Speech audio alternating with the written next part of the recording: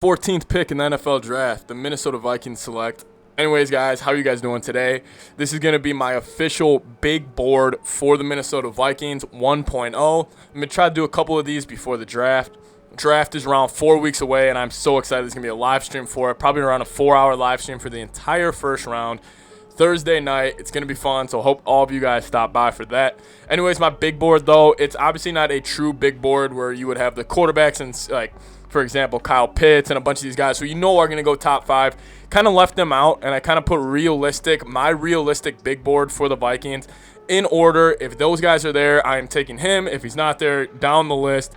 Anyways, that's what we're going to be doing in this video. If you guys are new here, subscribe to the channel. A ton of draft content coming soon. The NFL draft is one of my favorite times of year because this is when you build your championship team. This is when good teams become great, decent teams become good, bad teams become decent. This is when every team upgrades. Anyways, guys, leave a like on the video, comment down below. I'm just showing you guys my Vikings big board right now.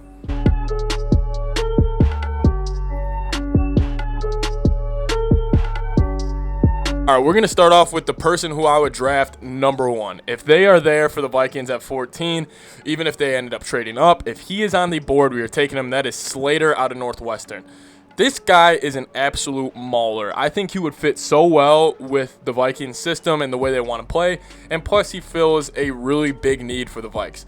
He can play, honestly, all 5 positions on the offensive line. I think that versatility would be perfect with the Vikings. Really, it would be perfect with any team, but especially the Vikings, who are a team who has struggled to draft linemen in years. If you have a guy you can kind of move around, and we would really have about 2 to 3 guys we can move around with.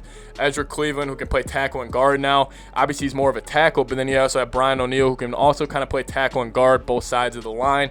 Anyways, I think absolutely number 1 pick would have to be Slater out of Northwestern if he is there on the board. Anyways, and then my second pick, if he's on the board, again, another lineman. I think this is a huge area of concern, an area of importance for the Minnesota Vikings in this draft, and that'll be Penei out of Oregon. He is an absolute mauler too. Honestly, there's not that big of a difference between him and Slater. I just think Slater is more NFL ready right now. I think maybe you'll see really Penei development in years 2 and 3. I think Slater could potentially be like Quentin Nelson, year 1, be a Pro Bowl, All-Pro type of player. I think Seau could be an All-Pro talent later on in his career. I think he reminds me a lot of Trent Williams, so anytime you could get a guy like that, bring him in. He's a big dude, mauler. He's got a couple bad tapes on him, considering the Pac-12 doesn't really have that good of edge rushers.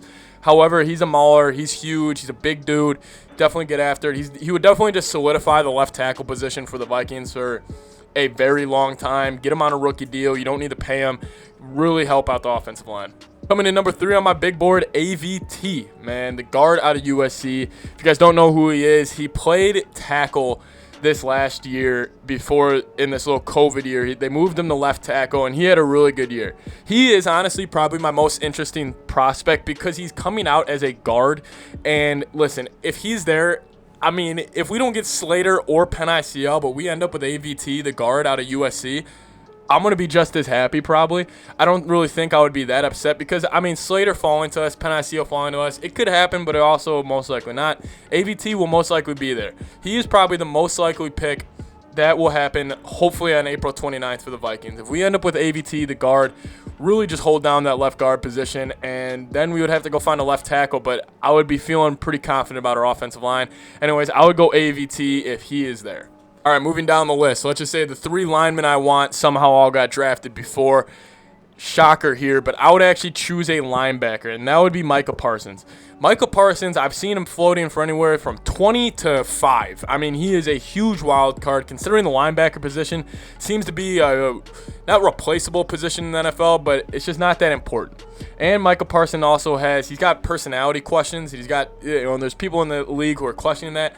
I honestly don't buy it. Anytime I watch a Penn State game, he pops off my screen, and if that's just the eye test from the game film, like just watching the game, I could imagine what his film looks like. He's fast. He gets after. He ran a 4.39 or something at the combine. He's an absolute athlete. Reminds me of Isaiah Simmons a little bit. Anyways, I think this would bring the Vikings front 7 to a next level, potentially push Anthony Barr to the edge rusher. But if Micah Parsons is there at 14 and there are no linemen you love, I would extremely urge the Vikings to take a look at this guy because he's an absolute dog. Micah Parsons would be 4th on my big board. All right, coming in at number 5 on my big board, we got 7 people on here. I think there's just going to be 7 players I'm going to be looking at during the draft. I'll be knocking them off as they go. That's Jalen Waddle, the receiver. Listen, Jalen Waddle at Bama last year, he got obviously hurt, and it allowed Devontae Smith to become the Heisman. I honestly believe if Jalen Waddle doesn't get hurt, there's a chance Jalen Waddle or somebody else could have been the Heisman. I think Devontae Smith, I'm not taking any credit away from him. I just think he was a beneficiary of somebody else going down, and he obviously got more targets, more yards, more receptions, more touchdowns. I don't think that necessarily means he's the better receiver. But bringing in a receiver for the Vikings, I think it would allow us to expand the offense more. I think it will put more pressure on Clint Kubiak to pass the ball more. And then also adding another guy in there. Listen, Thielen's getting old. Jefferson and Waddle, if they could kind of get this development coming in, be young receivers together in the league, Bama, LSU, with from Bama too, Cook, Florida State, big Southern schools. I would love them to bring in Waddle if all those guys are gone. Now, coming in at 6, you might be saying, well, what about the defensive line? We still got questions marks there. I just think with what they did in the offseason to the defense, I would give more of my attention to the offensive side of the ball. Anyways, but if all those guys are gone, though, Kwity Paye out of Michigan, that's what I'm calling him, Kwity Paye. Anyways, because he does not quit. He is a dog. He gets after. I love his film, and if he's there too, I would be happy if they took him. There's a lot of good players in this draft, and there's going to be a lot of quarterbacks taken in the top 10, so it just means good players fall down the draft board, which is incredible. Vikings fans, in the top 10, we should hope there are 10 quarterbacks drafted in the top 10. Honestly, if we're being 100% real, hopefully there's 5 realistically drafted. Anyways, I would take Kwity Paye. The guy who is number 7 on my list, I'll tell you guys now, was Gregory Rousseau out of Miami. They're a toss-up for me. Gregory out of Miami, this was his first year kind of playing a true edge, and he had 15.5 sacks. He reminds me of Danielle Hunter when I see him on film, so it would be pretty cool to have those two next to each other. But however, I feel like Kwity Paye would bring a sort of different dynamic to the defense. He's really good in the run, which is a very underrated part of his game, and I think people almost view that as a negative of his game just because his pass rush is so violent almost, because he's not the tallest guy, but he just gets after it on the edge. He reminds me almost like an Aaron Donald, except on the outside. Obviously not as strong or skilled as Aaron Donald, but he could be that. A smaller guy, get up into you. Those small edges, they bring the boom. I would go 6 and 7, Kwity Paye, Gregory Rousseau.